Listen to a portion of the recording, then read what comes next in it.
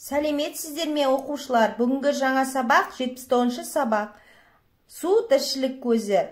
Ақбас торғай ертегі.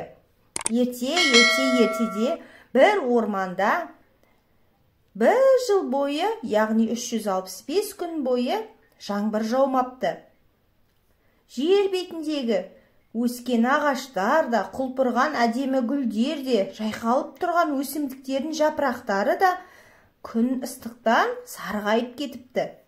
Бұдан былай жерде тірі жүрудің қиын екенін білген құстар су табудың амалын ойласыпты.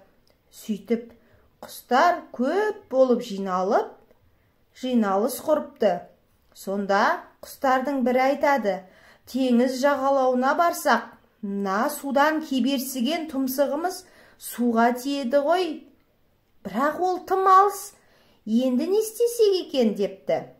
Сонда ақ тырна айтады: оның шарасы жеңіл, яғни амалы оңай. Ол үшін теңіз жағалауынан шоқып бір арық қазсақ, судың өзі ағып келеді ғой депті. Құстар бұл ақылды жөн санайды. Сөйтіп, теңіз жағалауынан арық қазуға бармақшы болыпты. Тек бір торғай ғана жаным қиналмасыншы деп төбе жағын аппақ қылып бояп алыпты да, құстарға айтыпты: қараңдаршы, мен қылшылдаған жас емеспін. Мен кәрімін, басымды қарасаңдаршы, ағарып кетті. Мен бұл жұмысқа қалай барамын, дейді. Ал құстар болса оған қалсаң қал дейді де, басқа еш нәрсе айтпайды. Сөйтіп, торғай бір өзі жұмыстан қашып қалып қояды. Ал құстар болса теңіз жағасынан тұмсықтарымен шоқып арық қазады. Барлығы шоқып тұмсықтары қанап кетіпті. Шыжыған ыстық күн қанаттарын күйдірердей ыстық қылып жібереді. Олар ыстықтан шаршап, өлуге айналғанда ғана суы бар салқын жерге барып, аз ғана тыныстап алып, жұмыстарын қайтадан жалғастырады екен. Сөйтіп, құстар 7 күн, 7 түн бойы тынбай еңбектеніп, теңіз жағасынан арық тартып әкеліпті. Су өткен алқап жасыл түске еніп, гүл бәйшешек құлпыра ашылыпты. Сарғайған орман жасыл түске енеді. Әдемі гүлдер де, бәйшешектер де жап-жасыл, қызылды-жасылды түске еніп, орман жанданып кетеді. Бұны көріп, қуанып, шаттанған құстар шаттық әнін шырқап, қуаныштарын салтанат етіп тойлапты.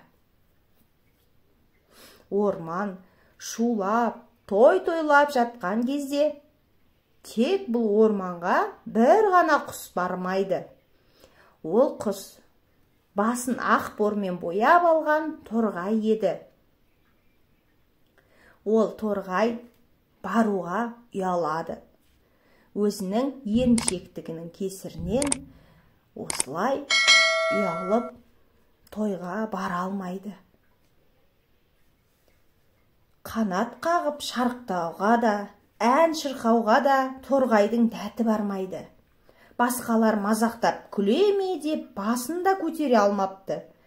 Қанша жуып арпалысса да басындағы ақ борды кетіре алмапты. Сондықтан жұрттар оны қазірге дейін Ақбас торғай деп айтады екен. Бұл ертегіден не түсіндіңіздер, оқушылар? Ертегіде еңбек етуден қашқан, яғни арық жасауға ерінген торғайдың еріншектігі және торғайдың өтірік айтуы суреттеледі. Кейін ол ісіне өкініп ұялады.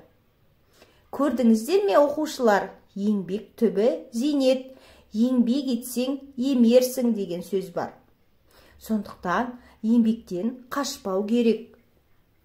Ертегі ұнады ма, оқушылар? Суретті әдебиет каналына тіркеліп, достарымызды шақырайық.